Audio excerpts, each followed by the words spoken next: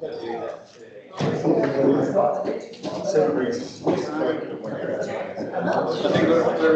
ready to go.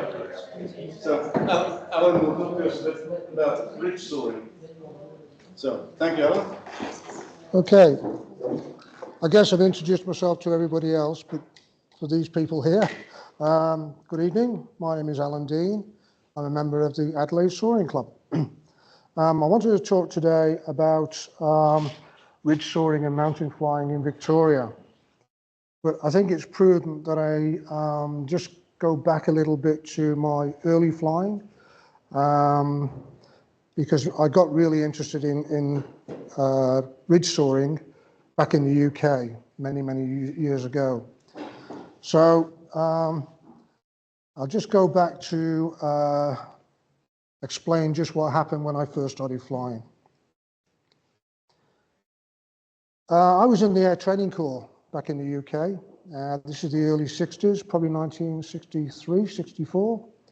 I'd flown a couple of flights in gliders, but at the age of 16, I was chosen to go on a one-week course, and I attended a course at RAF Spitalgate, which is in Lincolnshire.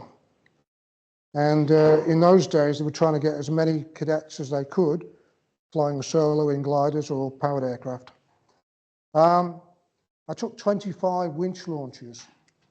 I freak out thinking about this because I used to instruct at one stage, and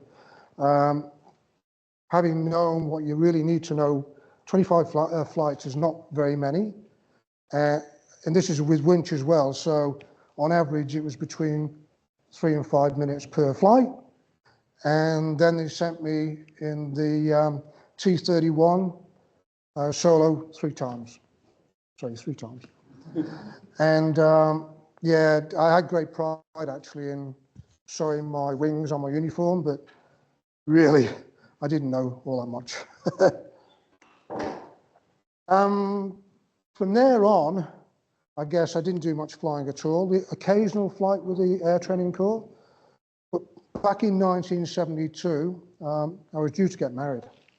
So about 3 months before I was getting married, I decided to join 3 of my friends, and it was a final fling, and we went flying to a place called Withybush, which is in South Wales. Now there we were launched by Autotow. So we were flying the T-49, as you can see there, but we're using Autotow. Now, unfortunately, I didn't manage to get solo for that week, and nor did my friends, but we had great fun in actually using the Jaguar to auto-tow the gliders. We had just as much fun doing that as what we did flying. Okay, but anyway, after marrying, a normal thing, I got a mortgage and had 2 children, so I didn't do much flying at all, couldn't afford to.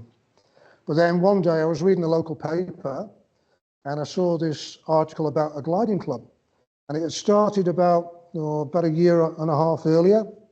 So yeah, this is 1980, by the way. And I found that the gliding club was only 20 minutes away from where I lived. So who can resist? So of course I joined, and this was the North Wales Gliding Club. Now, we operated from a sheep farm. We had 2 gliders, two-seater gliders, and they were both Boschans. We got the red one there, and we had a white one. The field was only about 830 meters long, so we were winch launching out of that field, and really, we shouldn't be winch launching at that length. We had to get special dispensation from the BGA to be able to winch launch, because that was one of the biggest paddocks in the area where we were. So we used to get between 800 and 1,000 feet on a winch launch, unless you were lucky enough to get a really windy day where you could sort of fly that a little bit higher. So I've got lots and lots and lots of 5-minute flights in my logbook when I was there. The single-seater, would you believe, was a Gruno baby. Now that's got a story behind it as well. It's obviously yellow and red, but if you had a look along the tailplane, you could actually see the swastika. So they reckoned it was owned by the Luftwaffe during the war, and we commandeered it and it was brought over to the UK. We had to rig and de-rig every day because we had no hangars. So you can imagine, great in the morning, 9 o'clock in the morning, we had a crew, we used to rig, but then if it was a good day, you might not be landing until almost last light. And of course, it was nowhere near the road, no lighting at all, so we had to de-rig by the light of a couple of cars that might be on the paddock. Now, one of the big disadvantages of operating from a sheep farm is that springtime, during the lambing season, no flying. So they stop us from flying anywhere between 5, 6 weeks, sometimes 7 weeks. And what we used to do each weekend, well, not every weekend, but most weekends, we used to grab the gliders in the trailer and off we'd set to different gliding clubs. So over the years, or the few years I was with this particular gliding club, we'd be operating from flat sites, ridge sites. In fact, I was having a look the other night and I've got 22 different sites just in the UK alone that I've flown from. So we used to move around quite a lot. My favourite was the ridgetop sites. We flew at Camp Hill in Derbyshire. We flew up in North Yorkshire, a place called Sutton Bank. Brilliant. But my favourite was the Midland Gliding Club, and we used to operate out of the Longmynd in Shropshire. So, sorry. It wasn't long with the North Wales Gliding Club that I realised that, you know, to get more experience to do cross-country flying, ridgetop flying, and also mountain flying, and we used to do a bit of wave flying as well. In 1984, I moved to the Midland Gliding Club and joined that club. Now, they operate mainly on winch. Now, it's unusual because normally you'll have 2 wires. Sometimes you can get 4 wires on a winch. We use 1 single wire.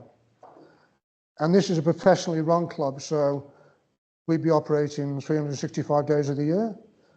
We had professional instructors, so a big operation. But the reason why it was so successful is because of this thing, the retrieve winch. Now, what we used to have is 1 cable going to the main winch, and we had a metal triangle.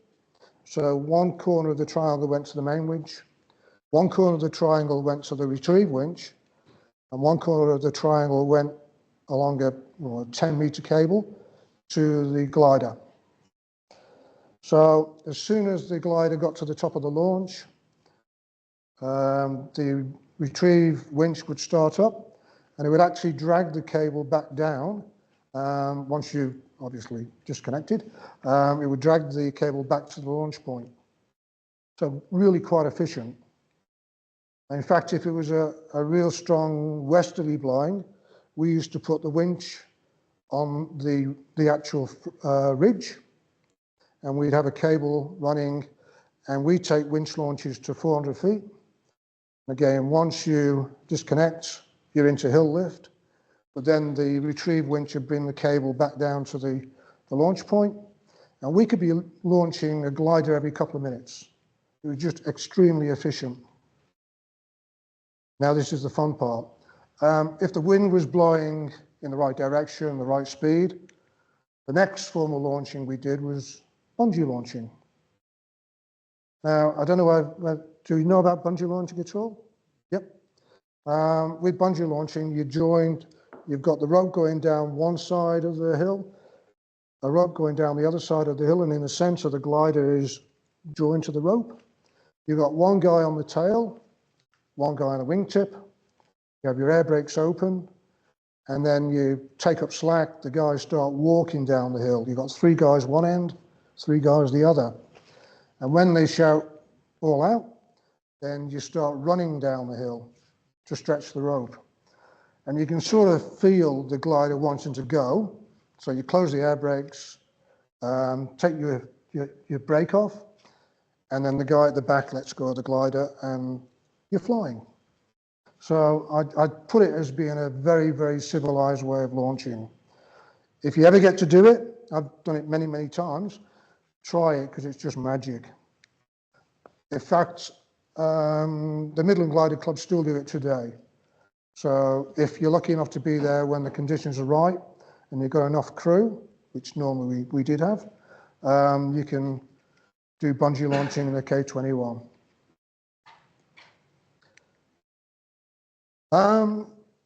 There we used to do ridge running. So ridge running, you can travel very, very fast. Because it was quite a busy site, you'd have to get permission from the duty instructor. But generally, you'd allow no more than 3 gliders at a time to do ridge running. So you're flying very fast, very low. Now, the importance of ridge running and the importance of soaring the ridge is you need to know the ridge rules. So first, always turn away from the ridge. So if you're flying along the ridge to your left, you always turn to the right. If you're going to overtake a glider, you don't have to overtake a glider, but if you want to overtake a glider, you know that if you overtake between the glider and the ridge, because you know that the other glider is not going to turn into the ridge, so you overtake on the inside. If you head on to another glider, flying at the same height, the glider with the ridge on the left has to give way by turning right. So there, you're not turning into the ridge, you're turning away from the ridge. And you know pretty much that the glider coming the other way is not going to turn into the ridge. So now, again, the most important thing is maintain a constant lookout at all times. And probably the most important one is maintain a safe speed. Because now you're flying quite close to the ground when you're ridge soaring. So you must maintain at least a minimum of 1.5 times the stall speed. So that's very important. That's the UK done. Okay, so I immigrated to Australia in 1988. Now, I brought the family over here, and I had a glider pilot friend who I'd met at the North Wales Gliding Club. He was touring around the UK, and he popped in, and we got friendly, and his name was Ross Birch. Unfortunately, he's passed away now, but he's a good friend of mine. And he introduced me to the Geelong Gliding Club. Now, I'd arrived in Melbourne, and within 2 weeks, I was a member. So I joined the Geelong Gliding Club and loved every minute of it. But what the Geelong Gliding Club did is that they actually have an Easter camp. And every Easter, and in fact, they've been doing it since 1979, every Easter, they take the gliders up to the high country, up to the Victorian Alps. And we used to sight ourselves at an airfield called Porpunka. Now, I've been flying there since 1989, and I think I've missed 3 in total, 2 of which when I was traveling overseas, back to the UK. And we had 1 year where, with COVID restrictions, we couldn't fly there. But I've done it every year since 1989. Now, that time of the year is just magnificent. As you can see, the colours at that time of the year is superb. There is one problem though, is that Easter week is usually extremely busy. In fact, the local township of Bright, flat out.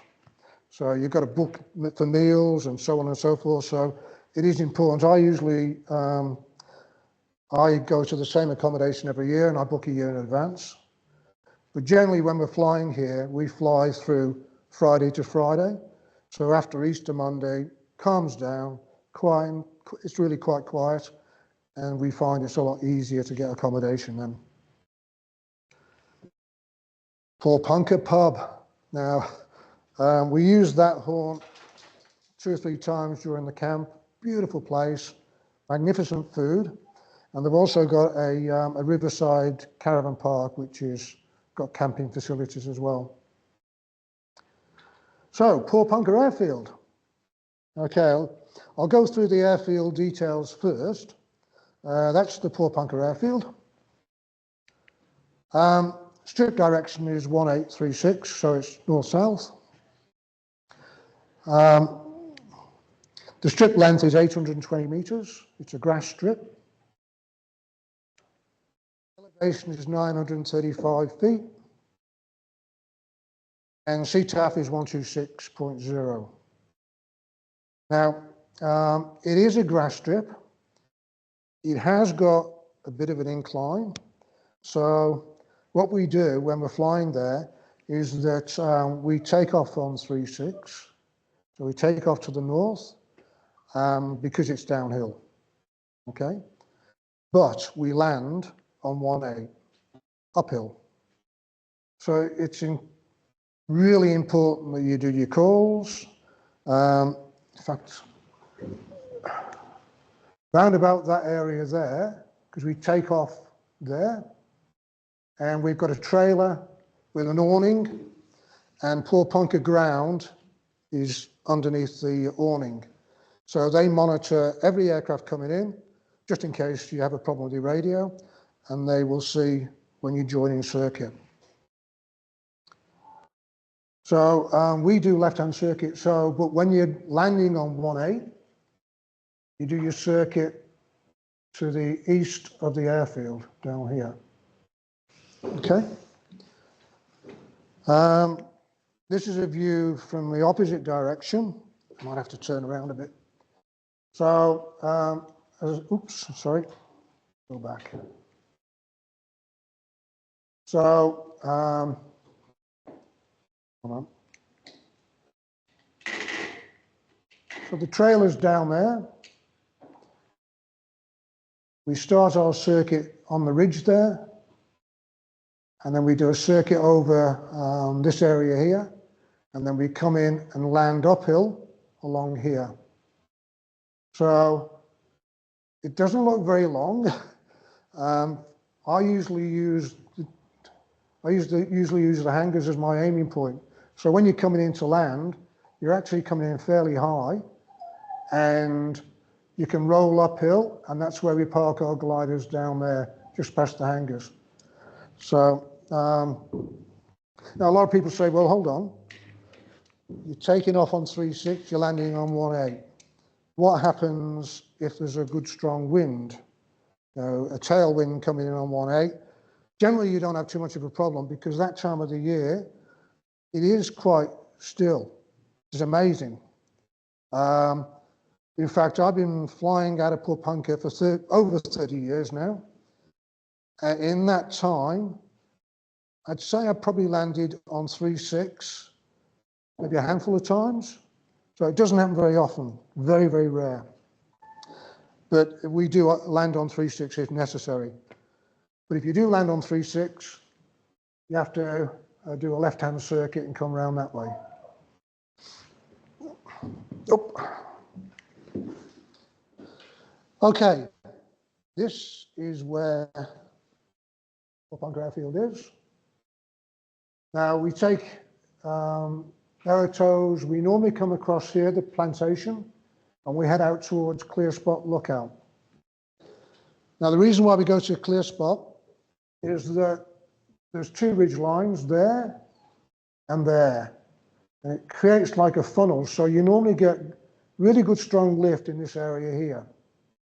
Now people do take aerotows over to Mount Buffalo because it really is picturesque. We take passenger flights over there, but it is a bit expensive. It's a long tow.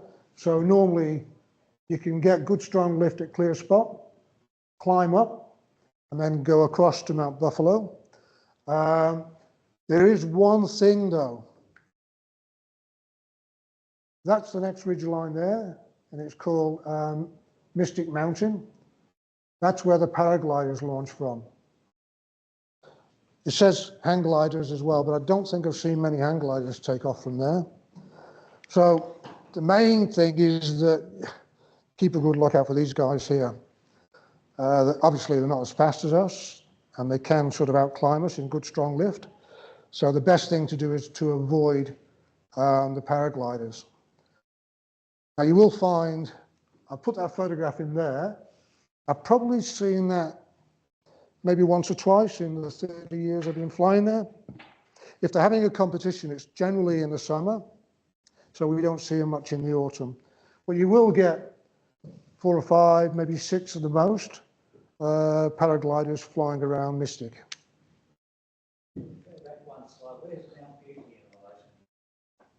Coming to that later. Sorry. So the other thing to look out for is the trikes. Now they used to have a lot of trikes operating from Porepunkah Airfield.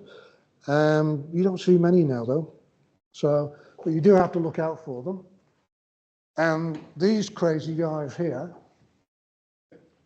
Have you ever anyone flown over Mount Buffalo before? It's a sheer drop. It's about 3,000 foot. And they have like a platform that goes out, and they launch themselves by running down the platform to a 3,000 sheer drop. It's just insane. But actually, I haven't seen hang gliders over there for a couple of years now, so I don't know. It's you don't see them very often. It's a big call. Yeah, true. Yeah, true. Airspace.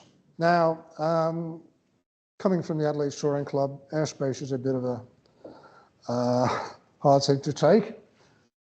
This is the airspace where we fly. Now, Porepunkah's there. Now there's the 6,500 foot airspace there. The only place really that concerns us, because we do a lot of flying on Mount Buffalo.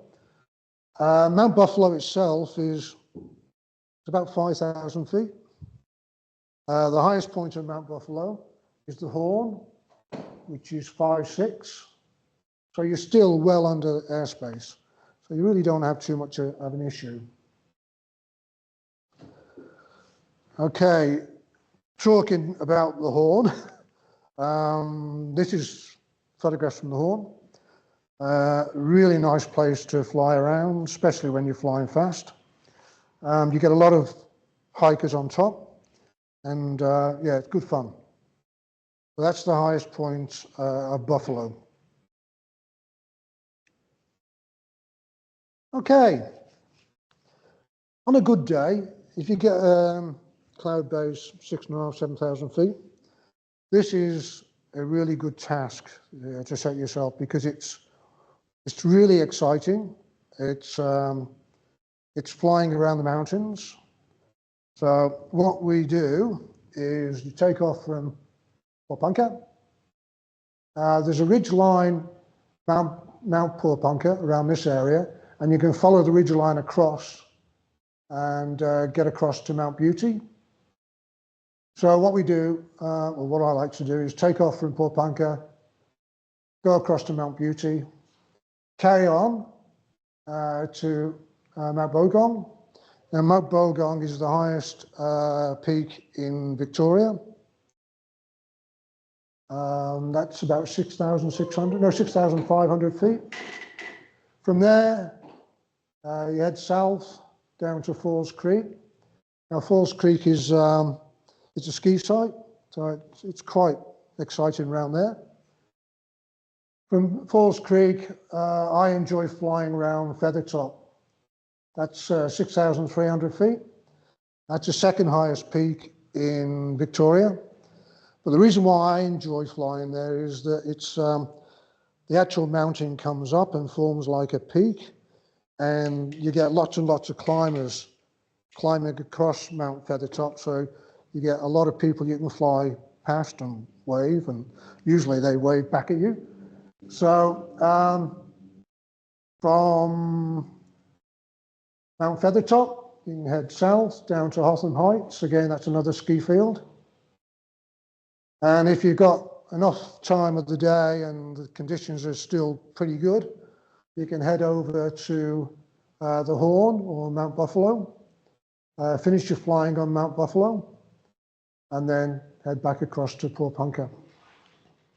So it's about 140K. It doesn't sound much, but I think it's more the excitement of low-level flying. And when you get back towards Porepunkah, I usually join the ridges near Clear Spot, and you can fly up and down the ridges at Clear Spot until you get fed up or you lose in height. So you come back down the ridge, get into your circuit, and away you go. I guess that's probably as much as I can sort of talk about flying at Porepunkah. I was going to put a lot of photographs in, because I've got some really superb photographs of flying around the area. So I thought, no, what I'll do is I'll show you a video. So let's go flying.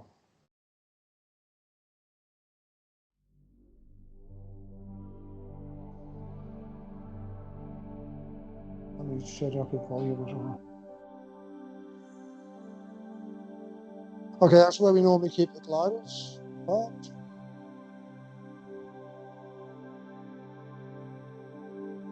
Mount Buffalo is in the background.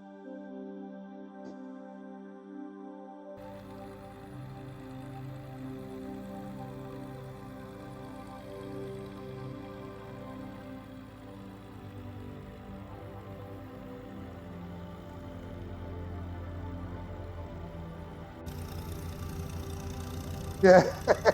Yeah. So you can see we're taking off downhill. North. 26.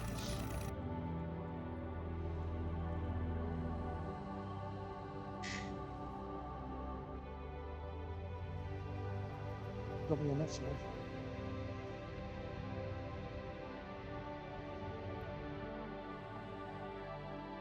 LaBelle, Michael. Yeah. Bravo Delta.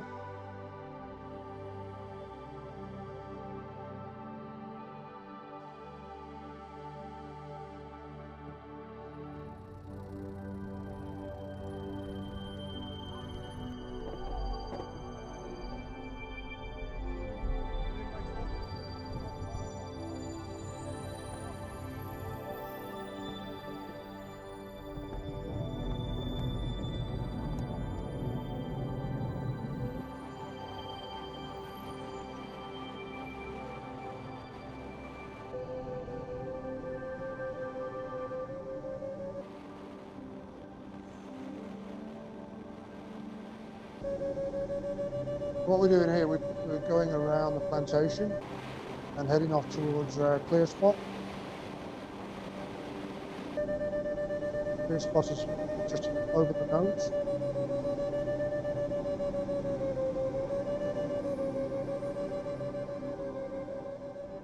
That's Mount Buffalo in the background again.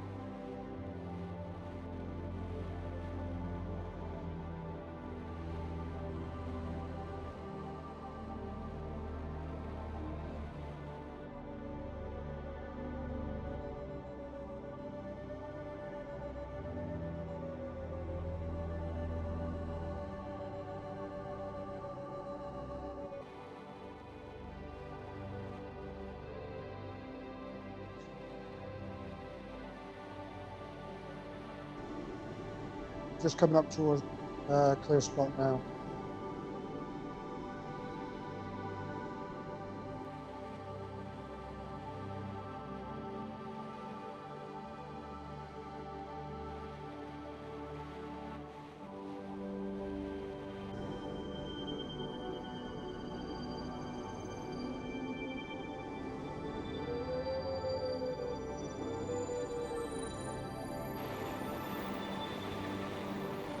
That's the township of Bright.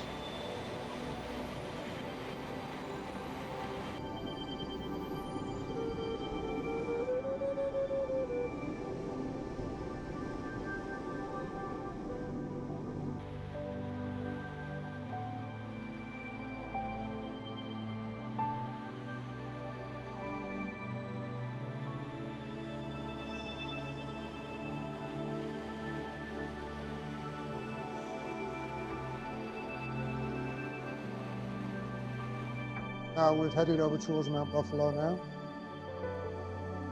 The 5,653 is actually the Horn, not Mount Buffalo itself. Mount Buffalo is just over 5,000. From there, you can get back to the airfield, not a problem. Yeah. In fact, you can be halfway down the mountain and still get back there. You see, it's rock formation there, just imagine. On the nose there, there's a chalet, and that's where the hang gliders launch themselves from.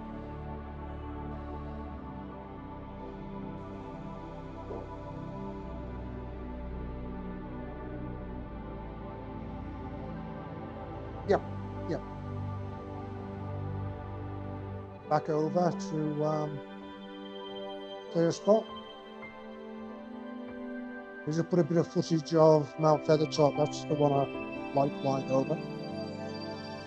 Yeah, that's right. Smoke out.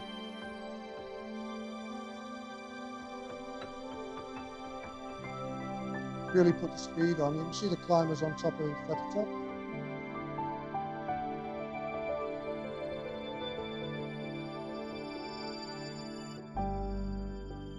And this is coming back. Just doing some ridge soaring just before going into land.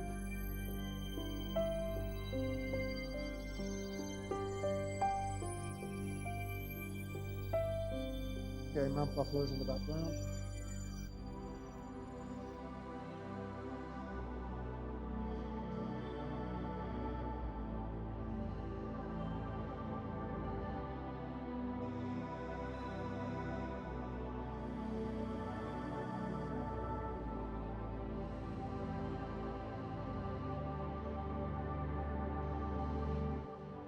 Spend a couple of hours just before you come into land, just playing around there.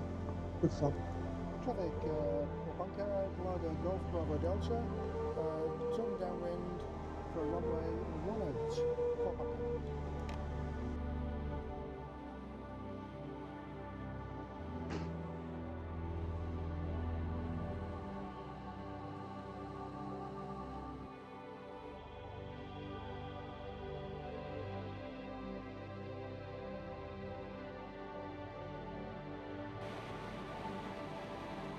This is downwind.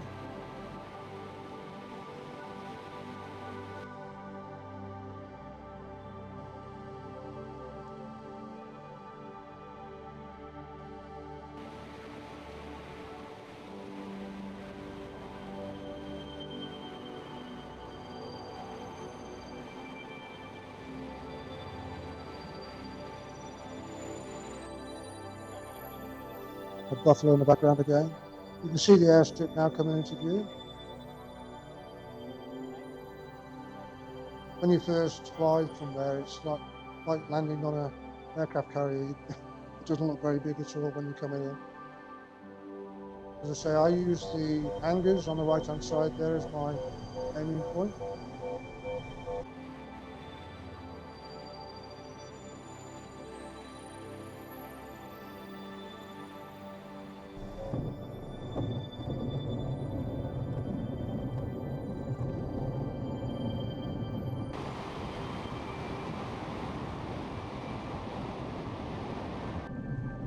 Just roll up to the parking area.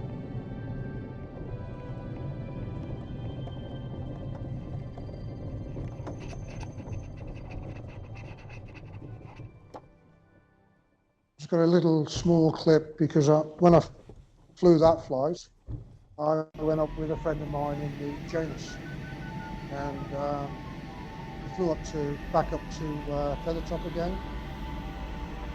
Good fun.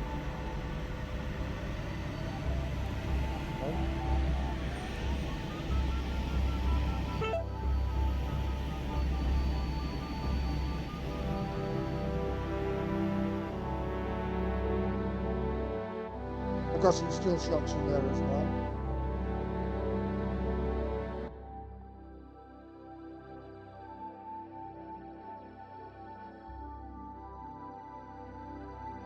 Again, that's the top of Mount Buffalo.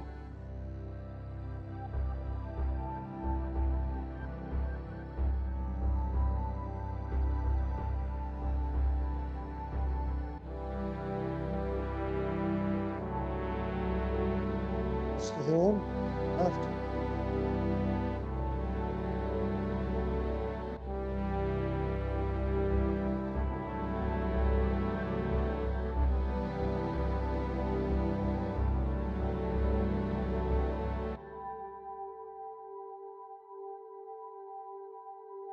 That's it.